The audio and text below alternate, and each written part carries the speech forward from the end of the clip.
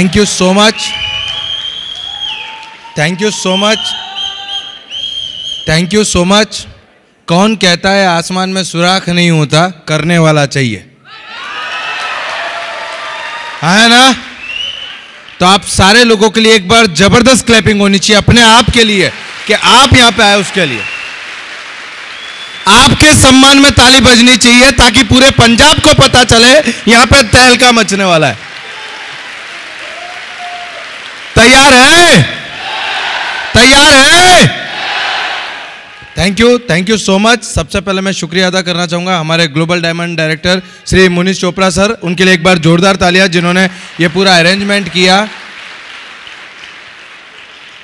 कहते हैं फूल तो खिलते हैं इस चमन में, फूल तो खिलते हैं इस चमन में, शर्त यह है कि बीज को दफन होना होगा, राइट?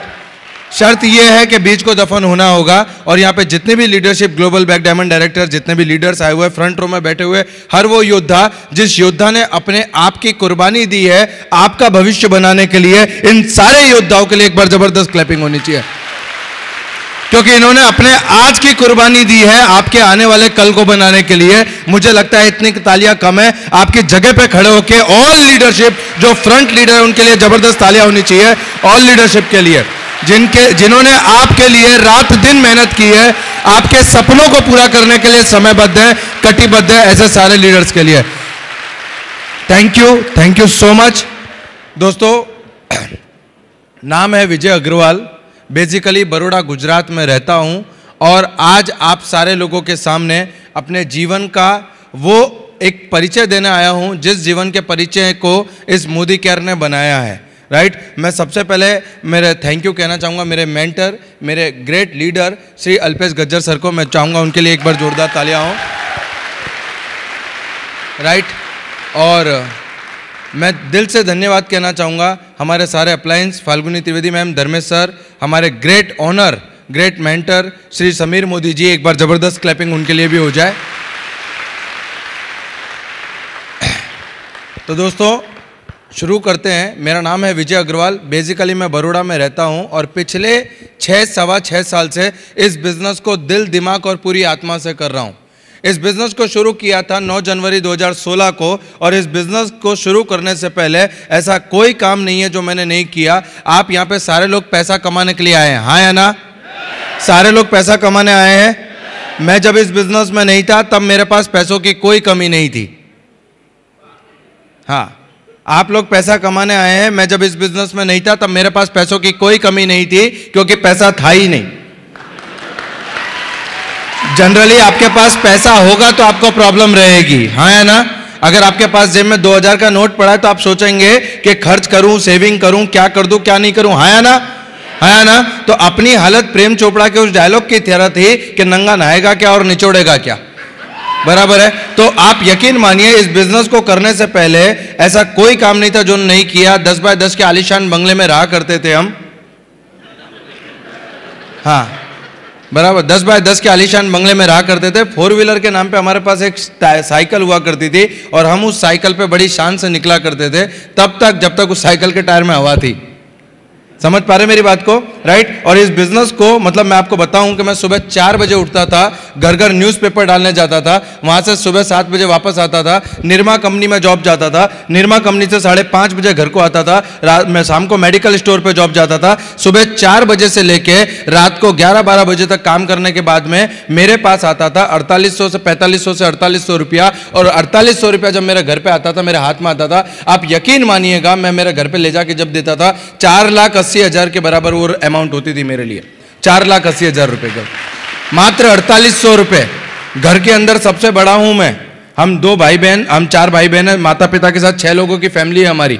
और आप यकीन मानिएगा इस बिजनेस को करने का कोई इरादा नहीं था, कोई इरादा नहीं था, और ना ऐसे किसी बिजनेस में इंटरेस्ट। बाहर 5-10% इंटरेस्ट भरने को तैयार है पूरी, वो इससे कभी इस बार इससे ले लिया, अगली बार उससे ले लिया, बराबर 5-10% इंटरेस्ट भरेंगे, पर ऐसे किसी बिजनेस में इंटरेस्ट नहीं लेंगे, क्योंकि ऐसे मेरे पापा हमेशा कहते हैं कि बेटा ऐसा बिजनेस करेंगे तो इज्जत चली जाएगी। मैंने कहा पापा जो चीज है नहीं उसकी चिंता क्यों करनी।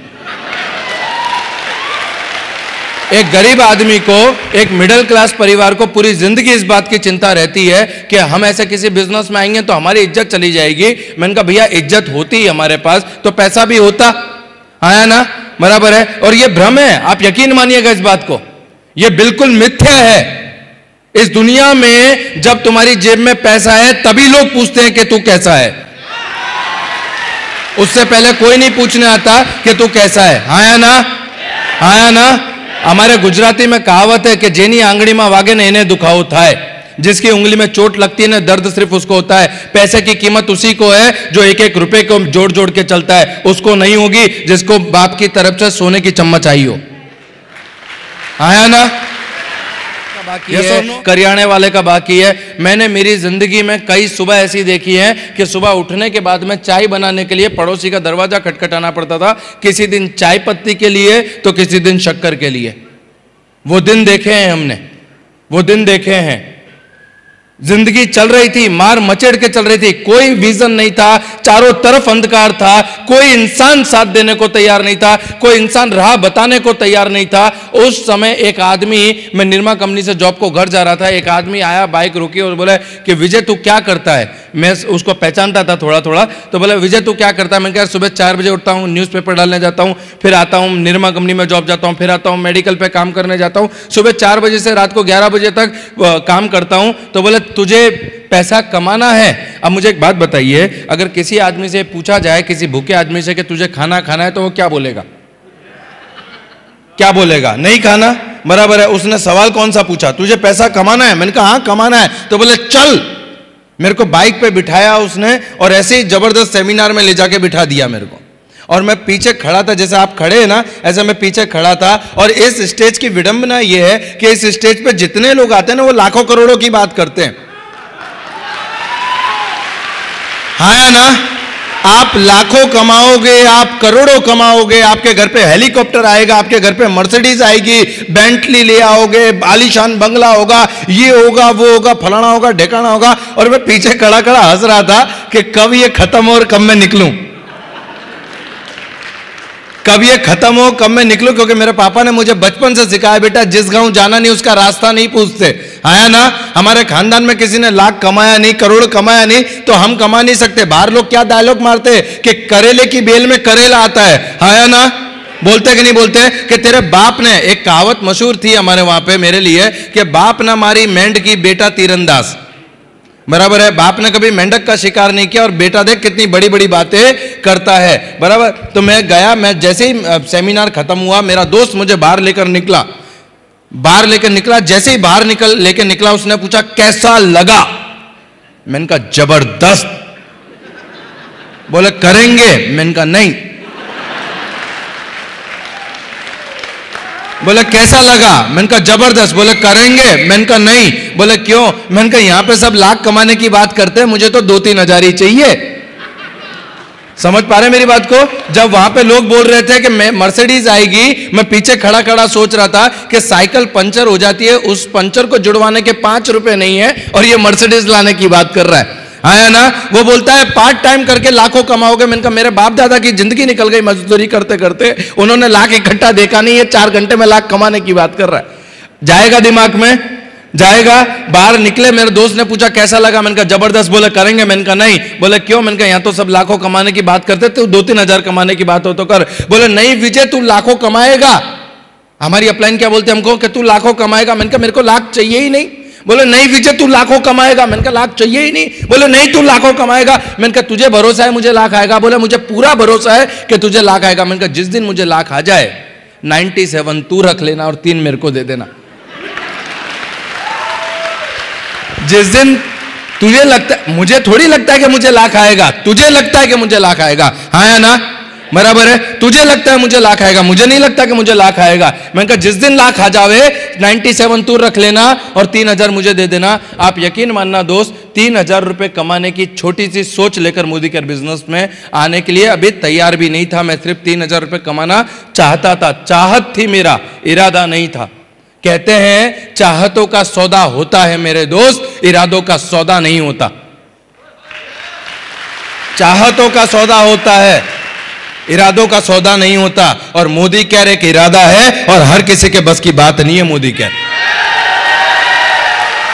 हर किसी के बस की बात नहीं है मोदी केयर। शराबी पिक्चर देखी है आपने, अमिताभ बच्चन वाली? जब वो बर्बाद हो जाता है, उसका बाप उसको घर से निकाल देता है ना, तो सामने वाला जो विलन होता है उससे आके वो मिलता है, तो आके बोलता है कि विक्की मैं तुम्हें अपनी बेटी से शादी करवा देता हूँ और ये दे देता हूँ वो दे देता हूँ। तो विक्की जो अमिताभ बच्चन है, उसका एक डायलॉग बहुत अच्छा लगा मुझे, और उसने अपने मुनीम जी से कहा कि मुनीम जी इनसे कह दो कि समुद्र की सैर करने वाले कुएं और तालाबों में डुबकियां नहीं लगाते। आया ना बराबर? तो मोदी केयर समुद्र है बॉस, समुद्र। और मैं एक बात बताता हूं, जैसे 26 अक्षरों की कैपेसिटी नहीं होती, 26 alphabet have no capacity to explain mother's love. 26 अक्षरों की ताकत नहीं है कि अपनी मां के प्यार को डिस्क्राइब कर सके, उसी तरीके से 12 खड़ी या 26 अल्फाबेट में ताकत नहीं कि वो मोदी केयर को एक्सप्लेन कर सके। मोटिवेट हुआ, घर को गया, घर पे गया, घर पे जैसे ही घर पे घुसा, घर पे मेरे ओटले पे पापा बैठे थे, और जैसे ही मेरे पापा ने पूछा कि कहां गया था, मैंने कहा पापा अब दुख के दिन गए। मोटिवेटेड आदमी क्या बोलता है घर जाके, क्या बोलता है? मैंने कहा पापा दुख के दिन गए। आप यकीन मानिएगा, मेरे पापा ने पहली बार 15 मिनट मुझे ध्यान मेरे नजदीक आए, मेरे माथे पे ऐसे हाथ लगाया कि सुबह तक तो ठीक था, सुबह तक तो ठीक था, अब क्या हुआ? और मैंने मेरे पापा को बताया कि पापा आप सेमिनार में गया था, लाखों कमा रहे हैं लोग, अपने दुख के दिन गए, आप भी देखो अपने लाएंगे। और मेरे पापा ने मुझे मोटिवेट करते हुए 3 वर्ड बोले, अपने को ऐसा कुछ करना नहीं है,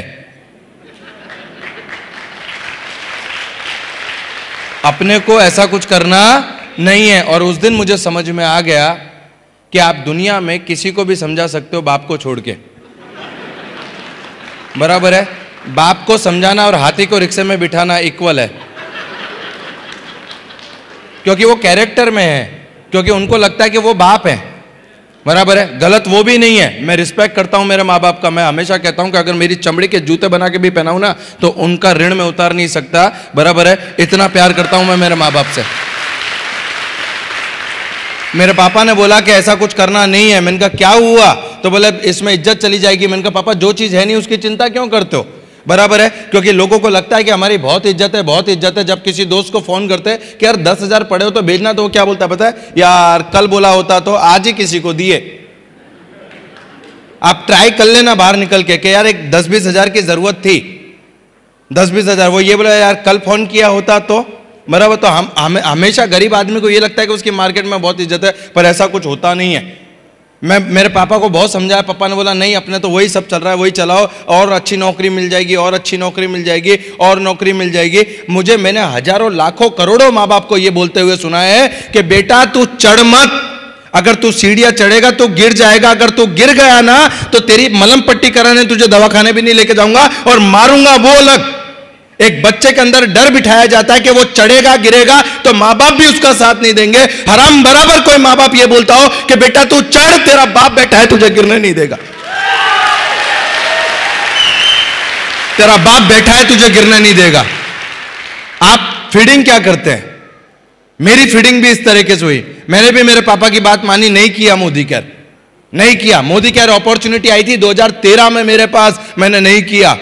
पानी पूरी की लारी चालू करी 2 साल 2.5 साल के बाद में। मेरा जो दोस्त मुझे वहां लेकर गया था, वो एक दिन मेरी पानी पूरी की लारी पे पानी पूरी खाने आया, और मेरी पानी पूरी की लारी पे पानी पूरी खाना है। मैंने बोला कि भैया और क्या चल रहा है? तो बोले यार जबरदस्त चल रहा है, ये नई बाइक मैंने मोदी केयर से ली, ये नई बाइक मैंने मोदी केयर से। मैंने कहा क्यों मजाक करते हो, हम इतने दिन से मेहनत कर रहे हैं, साइकिल नहीं ला पा रहा, नहीं, बराबर है? आप इसकी बात कर रहे हो? तो बोला नहीं मैंने इससे ली। उसने अपना 16,000 का चेक बताया। मैंने कहा यार 16,000 तो नहीं, पर 4-5 हजार रुपया मिल जाएगा क्या? 2.5 साल पहले भी 3,000 के लिए स्ट्रगल कर रहा था, 2.5 साल बाद भी 2015-16 के अंदर भी 2,500-3 हजार रुपये कमाने की सोच को लेकर मोदी केयर आया।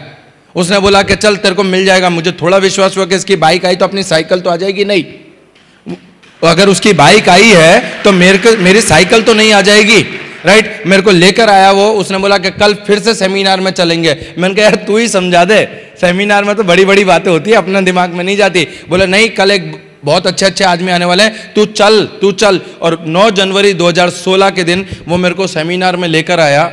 मैं सेमिनार की सीट पे बैठा, यहाँ पे लाखों लोग आ रहे थे, फिर वही लाखों करोड़ों की बात चल रही थी, फिर वही लाखों करोड़ों की मर्सिडीज की बात चल रही थी। और उतने में इस स्टेज पे एक लेडीज आई, उसको माइक दिया गया, वो कप कपाते हाथों से ऐसा बोली, राइट, वो कप कपाते हाथों से ऐसा बोली कि मैं इस बिजनेस से 3,000 रुपए कमाई। वो क्या बोली? मैं इस बिजनेस से 3,000 रुपए कमाई। मैं सौगंध खा के बोलता हूं, जैसे डॉक्टर से रिलेट करता है, जो भिखारी होता है वो भिखारी से रिलेट करता है। मैंने कहा कि विजय, अगर ये सब्जी वाली 3,000 कमा सकती है ना, तो तू 3,000 कमा लेगा। मैं आपको सच बता रहा हूं, 3,000 रुपए की सोच को लेकर इस बिजनेस को स्टार्ट किया था मैंने। 3,000 रुपए। मैं गया, फिर घर पे गया, मैं घर पे गया, मेरे पापा से मिला, मेरे पापा को मैंने समझाया कि पापा बहुत अच्छा बिजनेस है, एक बार समझ तो लो, एक बार समझ तो लो। तो उन्होंने मेरे को ये बोला कि मैं तेरा बाप हूं, तू मेरा बाप नहीं है। मैं तेरा बाप हूं, तू मेरा बाप नहीं है। तुझसे ज्यादा दिवाली मैंने देखी है और धूप में ऐसे ही सफेद नहीं किए। मुझे एक बात बताओ, सफेदी का और सफलता का क्या लेना देना? अगर एक आदमी पैदा होता है तो होगा, है ना? पर जितने बड़े बुजुर्ग हैं वो हमें ये सिखाते हैं ऐसे ही सफेद नहीं किए। मैंने कहा सफेद किए नहीं किए वो छोड़ दो, सफलता क्या पाई वो बताओ, यस और नो? तो मैंने मेरे पापा को बोला कि पापा आप समझो ये बिजनेस बहुत अच्छा है, बहुत अच्छा है, बहुत अच्छा है। और हर माँ बाप के पास एक इमोशनल हथियार रहता है, हर फैमिली के पास एक इमोशनल हथियार रहता है, और मेरे माँ बाप के पास भी वो इमोशनल हथियार था। मैंने बहुत समझाने के बाद बहुत ट्राई किया, लगभग रात को 12:30 1 बज गए।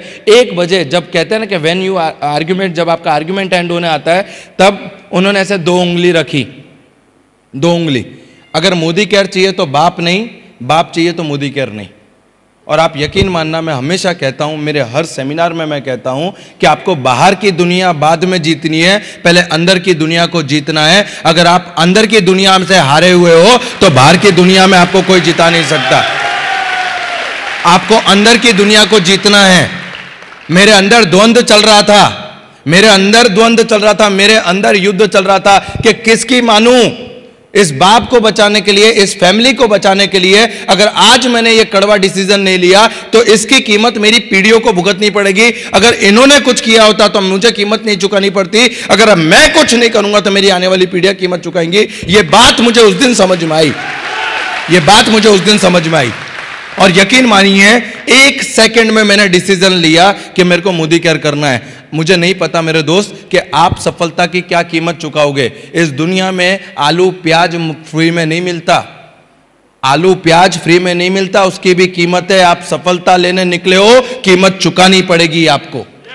आप सफलता लेने निकले हो, आलू प्याज फ्री में नहीं मिलता, आप सफलता लेने निकले हो, कीमत चुकानी पड़ेगी। और मैं सौगंध खा के बोलता हूं, उस दिन मैंने डिसीजन लिया कि मैं मोदी केयर करूंगा। मेरे पापा ने बोला आज से तू मेरा बेटा नहीं, मैं तेरा बाप नहीं। मैं सुबह में उठा, मेरी मम्मी ने मुझे समझाया कि बेटा पापा है तेरे, गलत थोड़ी समझाएंगे। मैंने कहा मैं भी तो यही बोल रहा हूं कि मैं भी उनका बेटा हूं, मैं भी गलत थोड़ी समझाऊंगा। एक बार समझ तो ले, एक बार देख तो ले, एक बार इसको अंडरस्टैंड तो कर ले, बराबर है? तो बोले नहीं बेटा वो तेरे बाप है। मैंने कहा मम्मी 5 साल दे दो मेरे को, 5 साल ये मत पूछना कि बेटा तूने खाया नहीं खाया, सोया नहीं सोया, तू आएगा नहीं आएगा। 5 साल ये समझ लेना तुम्हारा बेटा अमेरिका में गया है पैसा कमाने के लिए। 5 साल तक मत पूछना। 5 साल के बाद में सुबह का नाश्ता, दोपहर का खाना और शाम का घूमना साथ में करेंगे, पर 5 साल दे दो कैरियर बनाने के लिए, 5 साल दे दो। और आप यकीन मानना 5 साल, 9 जनवरी 2016 को ये बिजनेस स्टार्ट किया। 5 साल मांगे। मुझे आज भी उन बुद्धिजीवियों का समझ में नहीं आता जिनको जिंदगी को समझने में 4 दिन नहीं लगते। वो 4 दिन में ये बिजनेस का रिपोर्ट कार्ड बना के देते, ये चलेगा और नहीं चलेगा। मुझे आज भी नहीं समझ में आता। और लोग उनकी बात सुन के बिजनेस छोड़ देते हैं। जिनके घर में उनकी वाइफ नहीं सुनती, उनकी बात सोच के हम बिजनेस छोड़ देते हैं। जिनके घर में उनकी खुद की वाइफ नहीं सुनती, बराबर है, उनकी बातों को सुन के हम बिजनेस छोड़ देते हैं। हम इस बिजनेस को अंडरस्टैंड में, अरे गलती उनकी नहीं है कि वो बना रहे हैं, गलती हमारी है कि हम बन रहे हैं। गलती उनकी नहीं है, गलती उनकी नहीं है, वो उनका काम शिद्दत से कर रहे हैं, हमें हमारा काम शिद्दत से करना है। आया ना? बराबर। सिंपल मुझे इतना समझ में आता है। मैंने मम्मी को बोला 5 साल दे दे, आप यकीन मानोगे बॉस, आपको शायद जान के ताज्जुब होगा, 1.5 साल तक मैंने और मेरे पापा ने एक दूसरे से बात नहीं की। सुबह 8 बजे निकल जाता था घर से, रात को 2-2 बजे घर पे आता था।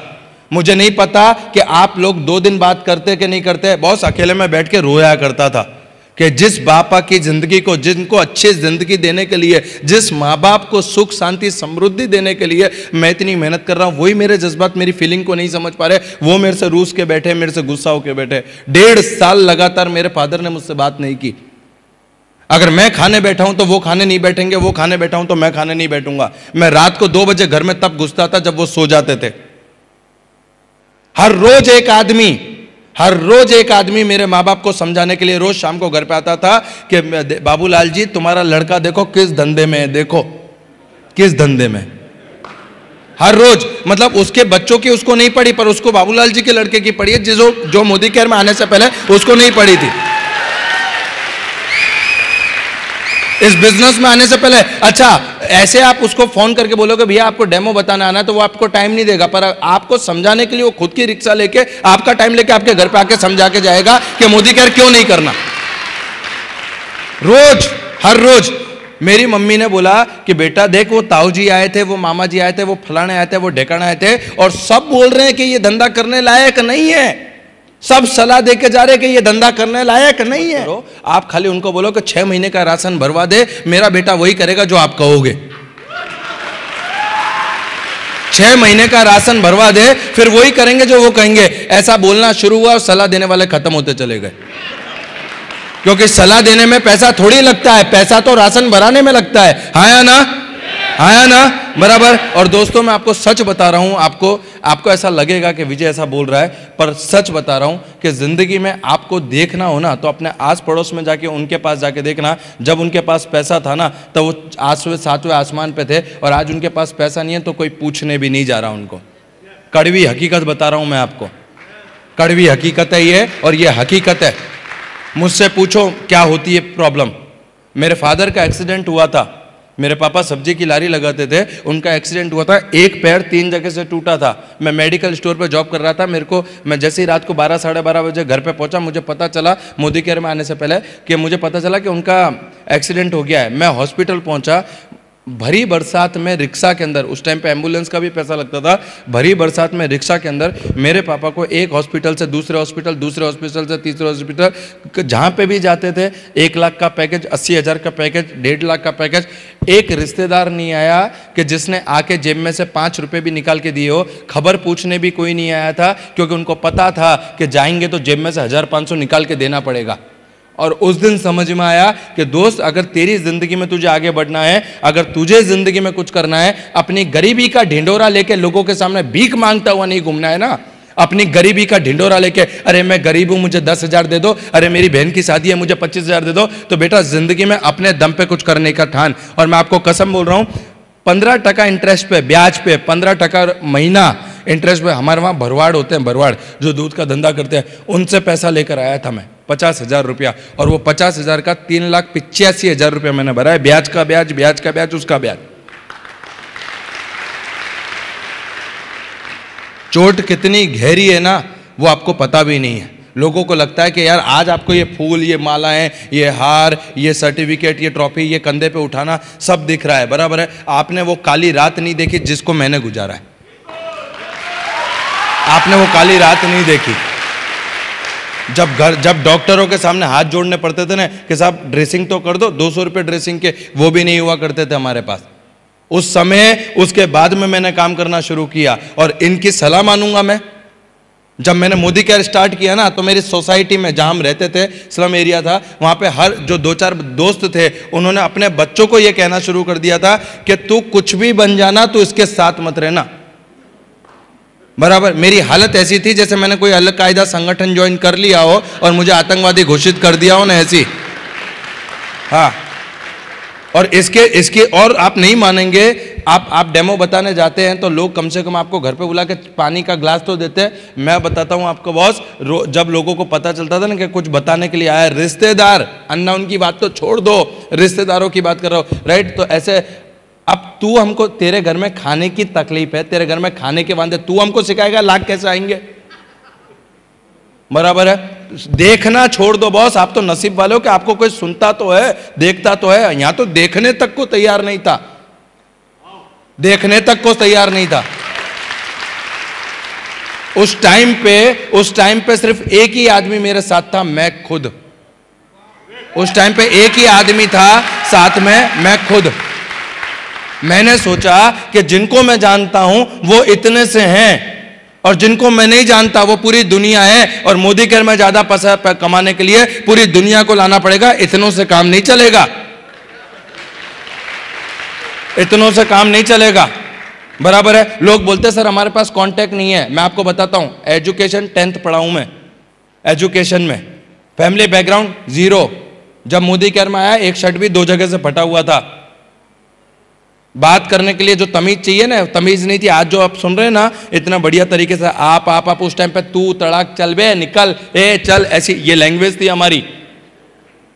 और हमारे आजू बाजू में जो हम लोग जिस एरिया में रहते थे, वहां पे एक अंकल रहते थे, काफी टाइम से नौकरी करते थे रेलवे में। वो उनकी 15-18 हज़ार रुपये पगार थी। हम उनको पैसे वाला करते थे कि ये बहुत पैसे वाले अंकल हैं। 9 रुपये किलो आटा मिलता था, 9 रुपये किलो आटा। एक हमको, मुझे आज भी याद है, कभी हमने 10 किलो 20 किलो आटा भर के नहीं रखा था। हम 4.5 रुपये का, जब मतलब घर में खाने वाले 3 लोग हैं ना, तो 4.5 रुपये का आटा ला के भी हम खाते थे। मैं आपको ये नहीं बता रहा हूं कि देखो हम क्या हैं, मैं ये बताने की कोशिश कर रहा हूं कि अगर मेरे जैसा लड़का उस टाइम पे ये सोच सकता है, तो आप तो मेरे से अच्छी पोजीशन में, आप क्या नहीं सोच सकते, सोच के देखो। आप तो मेरे से अच्छी पोजीशन में। जब गया घर पे, जब समझाया नहीं माने, रिश्तेदार नहीं माने, तब न्यूज़पेपर में ऐड देने लगा कि आओ काम करो पैसा कमाओ, आओ काम करो पैसा कमाओ। आपकी अपलाइन ने आपसे कहा कि सपोर्ट करूंगा? आपकी अपलाइन ने आपसे कहा कि नहीं सपोर्ट करूंगा? हाँ या ना? हाँ या ना? मेरी अपलाइन ने भी मुझसे सेम कहा कि मैं तुझे सपोर्ट करूंगा। मेरी अपलाइन ने भी। एक दिन मैंने शाम को 4 बजे का एक डेमो कि भैया डेमो है शाम का, तू आ जाना। तो बोले कितने बजे का? मैंने कहा 4 बजे का। तो बोले ठीक है मैं आ जाऊंगा, पर यार मैं तो बाहर हूं, मैं तो कैसे आऊंगा? तो मैंने कहा तू एक काम कर, तू डायरेक्ट पहुंच जाना, मैं पहुंच जाऊंगा। मेरा पहला डेमो मेरी अपलाइन के साथ, पहला डेमो। मैंने कहा यार और क्या करना पड़ेगा? तो बोले डेमो किट लेकर आ। मैंने कहा वो क्या होता है? मैंने पूछा मेरी अपलाइन से कि डेमो किट वो क्या होता है? बोले वो थैला नहीं मैं जिसमें डेमो बताता हूं। तो मैंने कहा सर वो तो मेरे पास नहीं है। तो बोले एक काम कर, मेरे घर से लेते हुए आना और तू पहले पहुंच जाना, फिर मुझे फोन करना, मैं आ जाऊंगा। मैं पहुंचा, डेमो किट बैग लेके, मैंने डेमो का टेबल सजाया, 8-10 लेडीज आके बैठ गई बराबर। मैंने मेरी अपलाइन को फोन किया कि कहाँ पे? तो बोले यार 5-10 मिनट लगेगी। मैं कहा ठीक है, मैंने समझाया, मैंने बिठा के रखा। फिर 15-20 मिनट हो गई, फिर मैंने फोन किया भैया कहाँ पे? तो बोले यार 15-20 मिनट लगेगी। फिर मैंने कहा ठीक है कोई बात नहीं, और 15-20 मिनट, 15 आधा पौना घंटा हो गया। जो 8-10 लेडीज आई थी, अब 2-3 लेडीज बची। बोला जब वो आए तब हमें बुला लेना। आधे पौने घंटे के बाद में मैंने उसको फोन किया फिर से, और मुझे अंदर ही अंदर गुस्सा आने लगा, अंदर ही अंदर मैं चिड़चिड़ा होने लगा। मैंने कहा देख यार तुझे आना है तो आ, तुझे नहीं आना तो ना बोल। यार ये 8-10 लेडीज को बुला के रखा था, सब चली गई, अब 2 ही बची है, क्या करूं मैं? तो बोला देख विजय आने में मुझे और 15-20 मिनट लगेगा, तेरे से होता है तो कर, नहीं तो मत कर। ये वो अपलाइन जिसने मुझे सपोर्ट करने का वादा किया था, ये वो अपलाइन।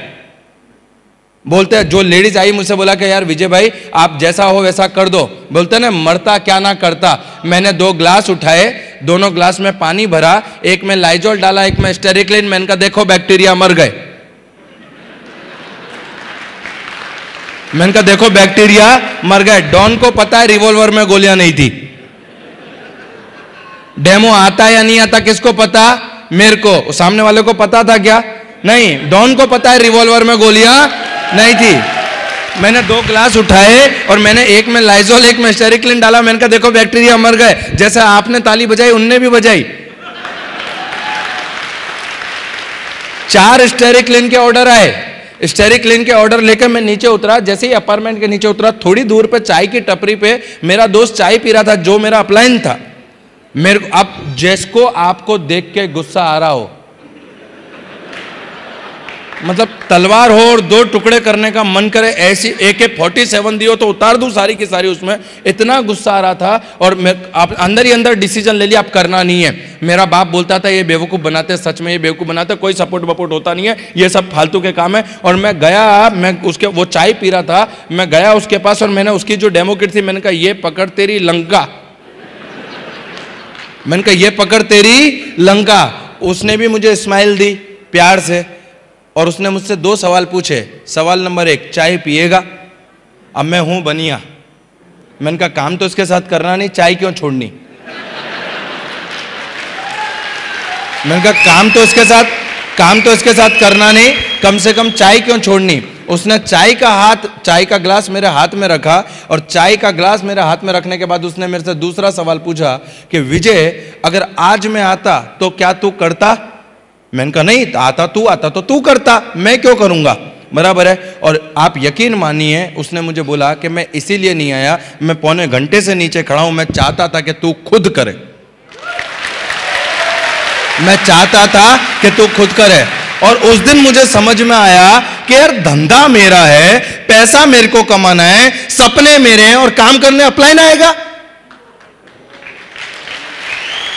पैसा किसको कमाना? मेरे को। आगे किसको बढ़ना? मेरे को। माँ बाप को सुखी किसको करना? मेरे को। मेरे को अच्छी जिंदगी किसको देनी? मेरे को। परिवार का नाम किसको बड़ा करना? मेरे को। मेरे माँ बाप को वो जाहो जलाली वाली जिंदगी किसको देनी? मेरे को। और काम करने अपलाइन आएगा, ये तो ऐसी बात हो गई बच्चे मैंने पैदा किए, पड़ोसी पालने आएगा, आया ना। और आप यकीन मानिएगा दोस्त, आज वो दिन है और आज का दिन है, मैंने आज तक मेरे अपलाइन को ना किसी डेमो में बुलाया, ना किसी प्लान में बुलाया। और इसी का कारण है कि एक पाउच बेचने वाला आज आपके सामने सूट बूट में विजय अग्रवाल बन के खड़ा हो गया।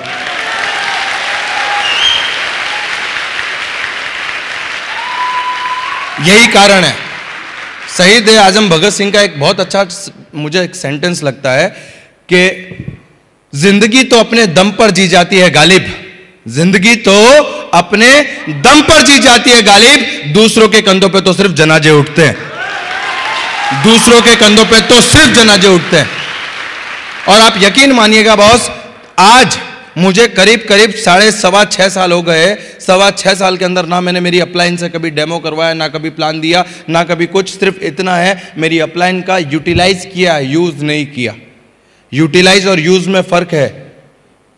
हर जगह कुछ लोगों की आदत होती है, जैसे ही अपलाइन आया, हाँ मैडम आप चालू करो, हाँ सर आप चालू, जैसे टैप रिकॉर्डर है उसने बटन दबा दिया वो चालू कर देगा। मैंने कभी ये गलती नहीं की। मैंने उनसे सीखा, मैं उनके पास गया कि मुझे सिखाओ कि कैसे काम किया जाता है, मुझे बताओ, मैं करूंगा। मैंने अपने आप पे छेनी हथौड़ी चलवाई, ना कि लोगों पे। और उसका फायदा ये हुआ कि मैं गिरा चला और मैं चलना सीख गया, मैं चलना सीख गया। और जब आप शुरुआत में डेमो करने जाते हो तो लोग पूछते कितना आया तेरे को, कितना आया, कितने का चेक, कितना टाइम हुआ तेरे को, कितना। जब हम समझाते ना कि देखो भैया ये ऐसा तुझे भी लाख आएगा, मुझे भी लाख आएगा, क्या बोलते हम, तू भी पैसा कमाएगा, मैं भी पैसा कमाऊंगा। और सामने से एक धारदार क्वेश्चन आता है, वो सब तो ठीक है, तुझे कितना आया? आता है नहीं आता? मेरा 3 महीने के बाद में मेरा पहला चेक बना मोदी केयर से, आफ्टर 3 मंथ 167 रुपीज का। 3 महीने मेहनत करने के बाद में पहला चेक बना 167 रुपीज का। 167 रुपए का चेक देख के मैं पागल हो गया। इतना खुश हुआ, घर पे फोन करके मम्मी को बोला कि मम्मी आज तो खीर बनाओ, चेक आया है। मम्मी को बोला कि मम्मी आज तो खीर बनाओ, चेक आया है। घर पहुंचा, मम्मी ने खीर बनाई, खीर खाने के लिए बैठे। मम्मी ने पूछा कितने का चेक आया? मैंने कहा 167 रुपए का। बोले तू पागल हो गया है क्या? 200 रुपया खीर बनाने में खर्चा कर दिया और 167 का तू चेक लेकर आया है? कि 200 रुपया खीर बनाने में खर्चा कर दिया, तू 167 का चेक लेकर आया। मैंने कहा मम्मी लोग बोलते हैं इस बिजनेस में पैसा नहीं आता, 167 आया मतलब पैसा आता है, आया ना। लोग क्या बोलते हैं, इस बिजनेस में पैसा नहीं आता। मैंने बोला 167 आता है मतलब पैसा आता है। आज 167 आया है, कल 1670 आएगा, एक दिन 16,700 आएगा, एक दिन 1,67,000 आएगा और एक दिन 20 लाख रुपया आएगा। ये कॉन्फिडेंस उस दिन था जिस दिन मेरे को 167 आया। मुझे एक बात बताओ, एक डॉक्टर अगर कंफर्म करता है कि शी इज प्रेग्नेंट, आपके घर में खुशखबरी आने वाली है, शी इज प्रेग्नेंट, तो आप घर पे जाके क्या बोलते हो? 9 महीने बाद खुशी आएगा तब देखेंगे, अभी कोई हंसेगा नहीं, कोई खुशी नहीं। बोलते हैं क्या? नहीं, हम पहले दिन से खुश हो जाते हैं। ये होगा, ये उसकी छोटी छोटी उंगलियां होंगी, ये उसके पैर होगा, अरे ऐसा मुस्कुराएगा, अरे ऐसा करेगा, अरे बेटा तू ये मत कर, बेटा तू वो मत कर। ख्याल रखने लगते कि नहीं लगते? आया नहीं है वो, आया नहीं है वो, उसकी किलकारी आएगी 9 महीने बाद। वो 9 महीने बाद वाला आने वाले की किलकारी आज आपको सुनाई दे रही थी, क्योंकि आपको कंफर्म था कि वो आएगा 9 महीने के बाद। जिस दिन 167 आया ना मेरे दोस्त, मैं समझ गया शी इज प्रेग्नेंट। 167 के चेक पे मैं समझ गया सी इज प्रेग्नेंट। आपको बताते हुए खुशी होती है, बच्चा 6.5 साल का हो चुका है और 1,80,00,000 रुपए से ज्यादा बच्चा कमा चुका है। कब पता है आपको? जब 9 महीने पहले आने से पहले किलकारी कानों में गूंजी थी कि इस घर में खुशखबरी आने वाली है। समझ पा रहे हो आप मेरे को? 9 महीने पहले हम तो 100, 100, 200 का चेक देख के सामने वाला डिमोटिवेट हो या ना हो, हम खुद हो जाते हैं। और वो अंदर से हारे हुए 200 रुपए का चेक देख के बजाय मोटिवेट होने के यार लोग बोलते हैं इस बिजनेस में पैसा नहीं आता, 200 आया है। अब आपको 3,000 की लॉयल्टी पे क्या कंपनी 3 लाख का चेक देगी?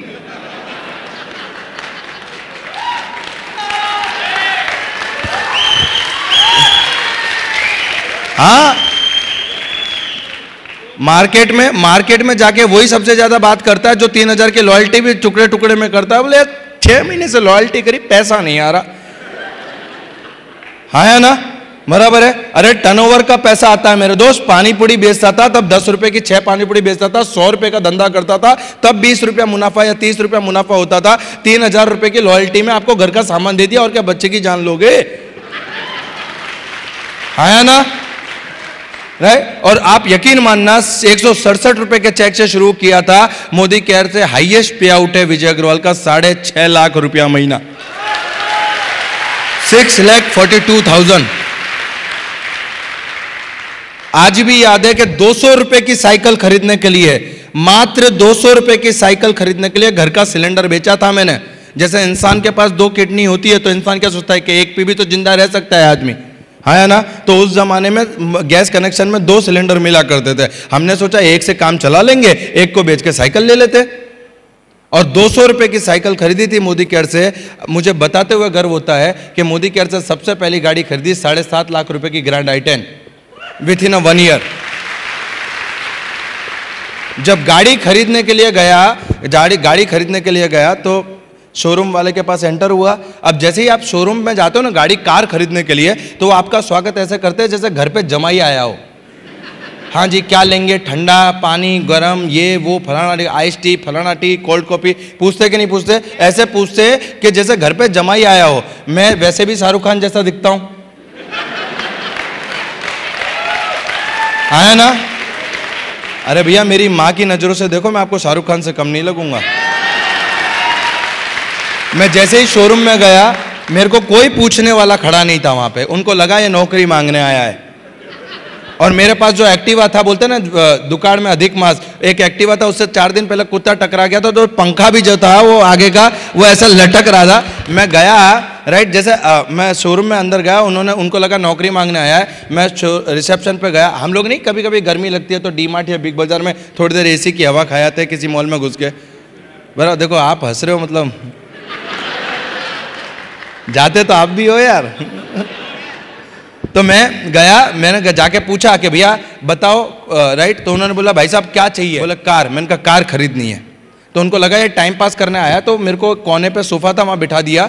और थोड़ी देर बाद में एक, जैसे हमारी टीम में कोई नया नहीं जुड़ता तो हम बोलते तू डेमो कर, मैं देखता हूँ, तू डेमो। तो वहाँ पे भी कोई नया जुड़ा था, राइट, हुंडई में। तो उसने बोला कि जा, इसको लेनी बेनी तो है नहीं, ये टाइम पास करना है, तो ले ले जाके। वो आया मेरे पास और उसने आके मुझसे पूछा कि हाँ भाई साहब क्या चाहिए? मैंने कहा आप क्या बेचते हो? तो बोला कार। मैंने कहा कार लेनी है। तो उसने मेरे से सवाल किया कि कौन सी कार लेनी है? तो मैंने कहा ग्रैंड i10 टॉप मॉडल लेना है। उसने दूसरा सवाल पूछा कि सर आपका बजट क्या है? अब जब ये सर आपका टक ठीक था, ये बजट जो है ना, जब आप इसको हिंदी में करेंगे ना, तो इसका सीधा मतलब होता है आपकी औकात कितनी है। अगर आप बजट को शुद्ध हिंदी में, आपकी औकात या आपकी जेब कितनी है। और ये सवाल मुझसे उस दिन नहीं पूछा गया था, जब चप्पल खरीदने जाते तब भी पूछा जाता है कितने तक की बताऊं। कपड़े खरीदने जाते तब भी पूछते कितने तक की बताऊं, आया ना। हर जगह पे हर व्यक्ति हमसे हमारी औकात पूछता है और हम हंसते थे, 200 वाली बता दो भैया, 200 वाली, आया ना। यस और नो, बराबर। आप नहीं मानेंगे, उसको उसका ये सवाल मेरे दिल पे कांटे की तरह चुभा।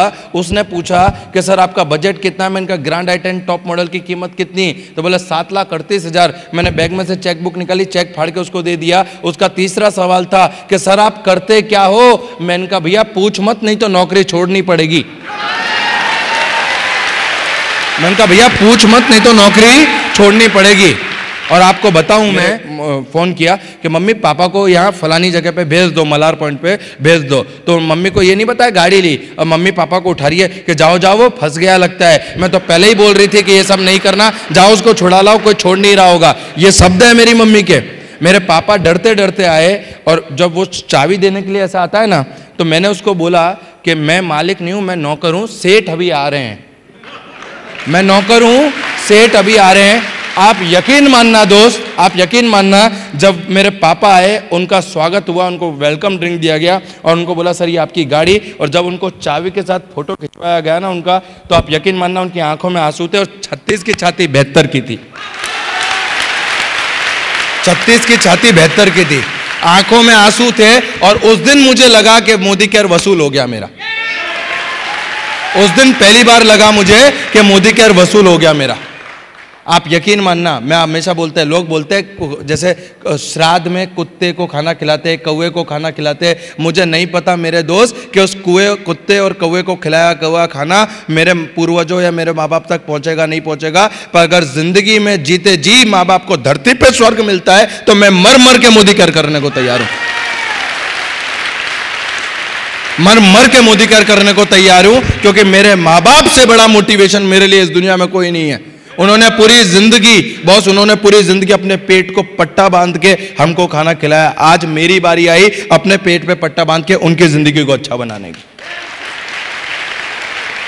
जो लोग रोज समझाने आते थे, राइट, अब पलड़ा पलट गया और अब लोग बोलने आते कि बाबूलाल जी आपका लड़का किस धंधे में है। देखो शब्द वही है। पहले आते थे कि बाबूलाल जी आपका लड़का किस धंधे में देखो, और अब आते अरे बाबूलाल जी आपका लड़का किस धंधे में देखो। आज लोग एक दूसरे को एग्जाम्पल देते हैं हमारी सोसाइटी में कि यार कुछ भी कर, इसके जैसा बन, औलाद देना तो इसकी जैसी दे। समझ पा रहे आप बात को? पर आपको लगता है कि ये रातों रात हो जाता है। रातों रात नहीं होता सर। 6 साल लगा दिए, पूरी दिल, पूरी आत्मा, पूरे एंथुजियाज्म के साथ। बहरा बन गया, बहरा, नहीं सुना किसी का। एक कुआं था, कुएं के अंदर 10-15 मेंढक घुस गए। सारे के सारे मेंढक बाहर निकलने की कोशिश कर रहे थे, बाहर निकलने की कोशिश कर रहे थे, कोई मेंढक बाहर नहीं निकल पाया। और सारे ऊपर जो मेंढक थे उन्होंने बोला अब ये कुएं के मेंढक मर जाएंगे, कुएं के मेंढक मर जाएंगे। थोड़ी देर बाद फिर जंप लगाया एक ने, फिर जंप लगाया और 8वीं-10वीं बार वो मेंढक बाहर आ गया। सारे मेंढक इकट्ठे हो गए कि यार तू बाहर कैसे आ गया, तू बाहर कैसे आ गया? तो मेंढक की माँ आई और उसने बोला ये बहरा है, ये बहरा है। तो दुनिया में बहरा बन जाने में फायदा है। जो ज्यादा, एक बात बताओ आपको, अंधे का एक्सीडेंट नहीं होता, बहरे को आप गाली नहीं दे सकते और पागल को आप दुखी नहीं कर सकते। मैंने मेरी पूरी जिंदगी में अंधे का एक्सीडेंट होते हुए आज तक नहीं देखा। आपने देखा क्या? एक्सीडेंट किसका होता है? जिसको दिखता है। तो ऐसे बहुत सारे हैं बाहर जिनको दिखता है, और यही है मोदी केयर। पहली गाड़ी 7.5 लाख की आई10 खरीदी, दूसरी गाड़ी खरीदी 12.5 लाख की एस क्रॉस। आज जिस गाड़ी में चल रहा हूं वो 22 लाख रुपए की MG Hector top model Modi care से।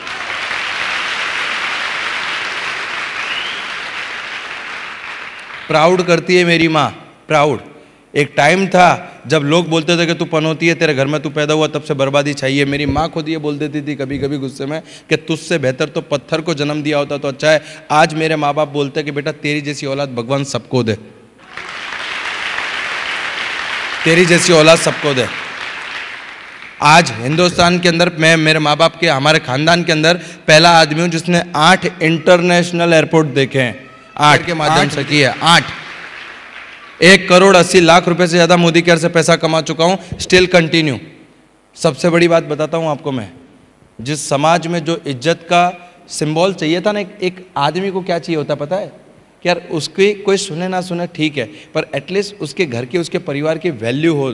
जब जाए ना समाज में, किसी शादी में, किसी फंक्शन में, तो आपको पीछे खड़ा ना रहना पड़े, बराबर आपकी कुर्सी लगा के रखी हो। ये सपना देख के मोदी केयर शुरू हुआ था। आज जिस फंक्शन में जाता हूँ ना बॉस, माँ बाप की कुर्सी सबसे आगे लगती है। ये छोटे से मोटिवेशन सपने को लेकर मोदी केयर को शुरू किया था। आज 6.5 साल हो चुके हैं, 6.5 साल। और यही आज करते करते करते मैं क्या कमाया क्या नहीं कमाया वो छोड़ दो, मैंने कितना पैसा कमाया क्या नहीं कमाया, कितनी गाड़ी ली, कितनी फॉरेन टूर की, सब छोड़ दो। खाली ये देखो कि एक पानी के पाउच बेचने वाला लड़का बन के आ गया मोदी केयर से। ये है मोदी केयर, ये है मोदी केयर। और इसी चीज को ये तब पॉसिबल हो पाया जब मैं टिका रहा। ये तब पॉसिबल हो पाया जब मैं टिका रहा। लोग आए समझाने। एक बार क्या हुआ, एक गधा बीमार हुआ तो उसका गधे का मालिक बाजू के गांव में चला गया और उसका हॉस्पिटल पे, वेनेटरी हॉस्पिटल पे, तो एक डॉक्टर ने दवाई दी कि ये जो दवाई है तुम्हारे गधे को खिला देना। तो बोले ठीक है। जब वो मालिक, गधे का मालिक गधे के पास गया दवाई लेकर, गधा मुंह ही नहीं खोले, गधा मुंह ही नहीं खोले, तो वापस डॉक्टर के पास गया कि यार मेरा गधा तो मुंह नहीं खोल रहा, मैं इसको दवाई कैसे दूं? तो बोले कुछ मत कर, गधे का थोड़ा सा मुंह खोल, उसमें एक पाइप फंसा दे, पाइप में गोली रख दे और फूंक मार, गधा गोली खा जाएगा। हाँ के ना, बराबर है। वो उसने बिल्कुल वैसा किया। पाइप लगाई, गोली रखी, जैसे ही वो फूंक मारता उससे पहले गधे ने फूंक मार दी। तो जो गोली गधे को खानी थी वो गोली हम खाते हैं। और ऐसा ही हमारे साथ होता है। हम उसको जाके समझाने जाते हैं कि मोदी केयर क्यों करना चाहिए, और वो हमें समझाता है मोदी केयर क्यों नहीं करना चाहिए। हाँ के ना, बराबर है। और तकलीफ इस बात की नहीं है कि हम उसे समझाने में निष्फल हुए, तकलीफ इस बात की है कि हम उसको समझ के आते हैं। क्यों पता है? वो हमें इसलिए समझाने में सफल होता है क्योंकि हम अंदर का युद्ध हारे हुए हैं। हमें आज भी इस बात का बिलीफ नहीं रहा कि हम इस बिजनेस में से लाखों कमाएंगे। हमें आज भी भले ही ताली बजाएं, भले ही मोटिवेट हो, चाहे कुछ भी हो, पर अंदर की आत्मा से ये पूछो, क्या आपको लगता है आप इसमें से पैसा कमाओगे? वो तो आएंगे, वो आएंगे, उनका काम है आपको गिराना, राइट? आपका काम है आपको खड़े रहना, स्टेबल। रावण की सभा में अंगद गया, रावण की सभा में अंगद गया और अंगद ने जाके बोला कि हे रावण, तू प्रभु श्री राम से युद्ध करना तो छोड़, अगर तूने इस अंगद के पैर को भी हिला दिया ना तो मैं राम जी की तरफ से हार मान जाऊंगा, राइट? और मोदी केयर में सफलता के लिए ये अंगद वाला पैर गड़ा के रखना पड़ता है, तब जाके होगा। युद्ध करना छोड़, युद्ध करना छोड़, अंगद की तरह पैर अड़ा देना पड़े। उसको समझाया कि तेरा बाप बाली का वध किया श्री राम, तेरे बाप को, उसको नेगेटिव किया, पर उसने बोला कि मेरे को ज्ञान देने वाले भी श्री राम है, तू सब छोड़, तू तो इस पैर को हिला के दिखा तब मानूंगा मैं, राइट? और पूरा का पूरा राज दरबार जो रावण का था वो उसके चरणों में आ गया हिलाने के लिए, पर हिला नहीं पाया क्योंकि बिलीफ सिस्टम मजबूत था, क्योंकि उसको पता था कि बिलीफ सिस्टम क्या होती है, एक विश्वास की ताकत क्या होती है। और एक विश्वास ने 2 सन्यासियों को पूरी लंका पे विजय दिला दी थी। बॉस, ताकत सेना में नहीं, सेनापति में नहीं, एक योद्धा में होती है। और मैं प्राउड से कहता हूं, हाँ मैं योद्धा हूं। क्या आप योद्धा हैं? क्या आप योद्धा हैं? अगर आप योद्धा हैं तो आप यकीन मानिए इस दुनिया में आपको हराने वाला सिर्फ एक ही आदमी पैदा हुआ है, वो है आप खुद, और कोई नहीं। You are the only person who is responsible for your failure or success. You are, आप एकमात्र एक व्यक्ति है जो जमीन, आप मतलब 7वें आसमान पे बिठा सकते हैं अपने आप को, और आप ही एकमात्र व्यक्ति है जो 7वें आसमान पे जमीन पे मिला सकते हैं आप। मैं मानता हूं सिर्फ हम जिम्मेदार हैं हमारी सफलता और असफलता के।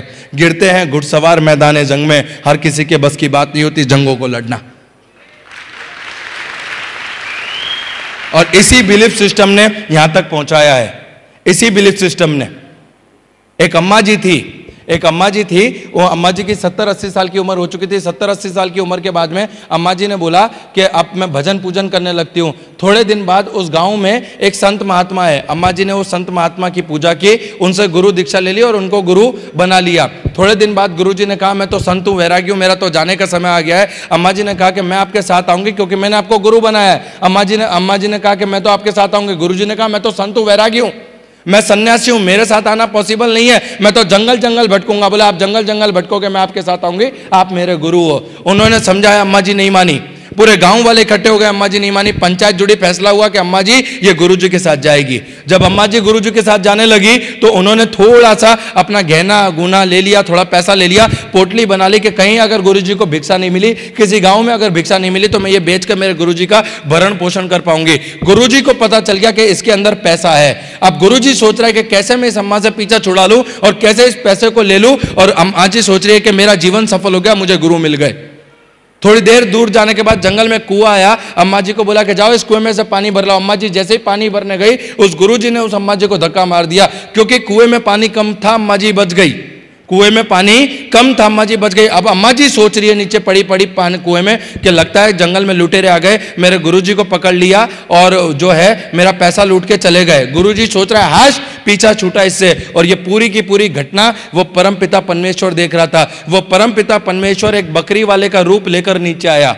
उसने जैसे ही नीचे आया, उसने गुरुजी को खंबे से बांध दिया, झाड़ से बांध दिया, अम्मा जी को बाहर निकाला। जैसे ही अम्मा जी बाहर आई, मेरे गुरुजी कहाँ है, मेरे गुरुजी कहाँ है? वो बकरी वाले ने बोला कि मैंने देखा है तेरा कोई गुरु बुरु नहीं है, इसने तेरे को धक्का मारा। बोला नहीं, ये मेरे गुरु है, मैंने इनसे गुरु दीक्षा ली है, ये मेरे गुरु है, ये मेरे गुरु है। बकरी वाले ने बोला ये तेरा कोई गुरु नहीं है, मैंने देखा है, इसने तुझे धक्का मारा और तेरा पैसा लेके जा रहा था। बोला नहीं, ये मेरा गुरु है, मैंने इसको गुरु बनाया, इसी से गुरु दीक्षा ली है। अम्मा जी को उसने बोला, फिर बकरी वाले ने कहा मैंने देखा है, इसने तुझे धक्का मारा, तुझे मारने का प्रयास किया, तुझे धोखा देने का प्रयास किया, तेरा पैसा लिया और जा रहा था। बोला नहीं, ये मेरा गुरु है, ये मेरा गुरु है।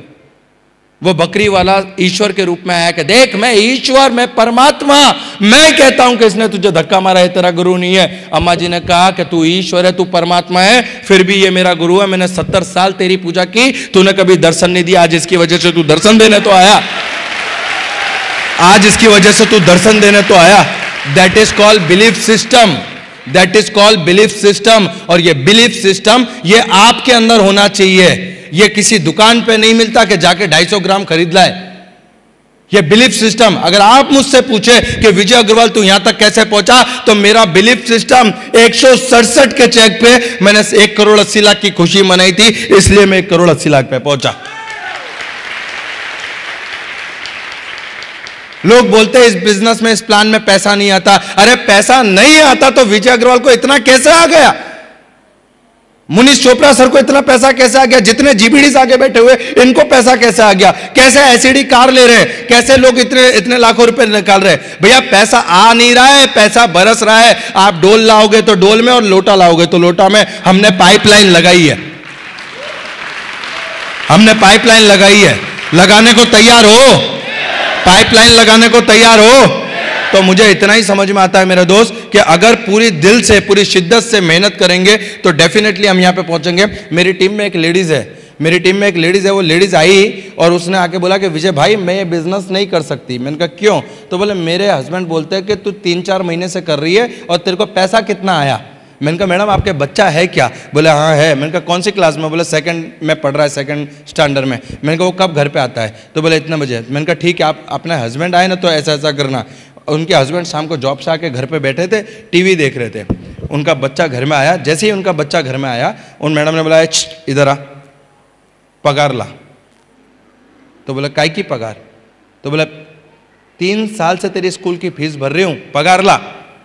पगार 2-3 बार ऐसा बोला। उनके हस्बैंड बोले तू पागल पागल हो गई है क्या? अभी तो ये 2nd स्टैंडर्ड में है, पढ़ लिख लेंदे, फिर नौकरी लगेगी, फिर पैसा आएगा। तो बोले मुझे भी मोदी केयर करते हुए 4 महीने हुए।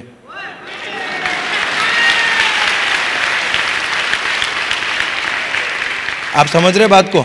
दोहरा रवैया, दोहरा। वहां 25 साल वेट करेंगे, मार मार के पढ़ाएंगे, तो कैसे मार मचड़ के पढ़ाएंगे। 25 साल वेट करेंगे 15-20 हजार की नौकरी के लिए, और यहां लाखों की बात इनको रातों रात चाहिए, रातों रात।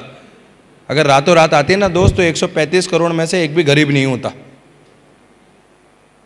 135 करोड़ में से। और मैं आपको आज एक दिल की बात बताता हूं, इंसान है ना पैसे से अमीर और गरीब नहीं होता मेरे दोस्त, सोच से अमीर और गरीब होता है।